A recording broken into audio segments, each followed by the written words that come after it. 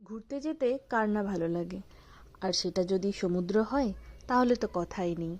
তাই স্নান সেরে মহাদেবের মাথায় জল ঢেলে বেরিয়ে পড়লাম সমুদ্রের উদ্দেশ্যে।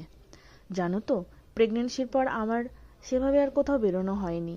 তাই ও বলল, চলো তোমাকে ঘুরিয়ে নিয়ে আসি। ব্যাস, সাথে সাথে রাজি হয়ে গেলাম। প্রথমে একটু না না করেছিলাম, তবে ঠিক আছে, রাজি হয়ে গেলাম। আর ছেলে তো ঘুরতে যাওয়ার নামে সোনায় সোহাগা।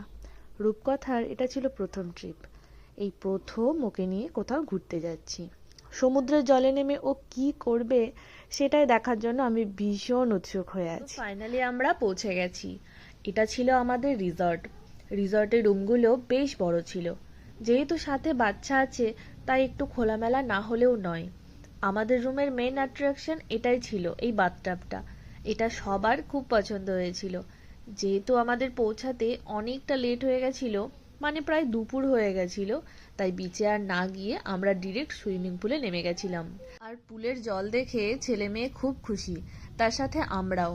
পুল থেকে উঠে এসে ফ্রেশ হয়ে লাঞ্চ করে নিয়েছি। লাঞ্চে ছিল ডাল, ভেটকি মাছ, আলুর ঝুরঝুরি, তার সাথে ছিল পমপ্লেট মাছ, চাটনি, আলু পোস্ত, আর ছিল স্যালাড আর পাঁপড়।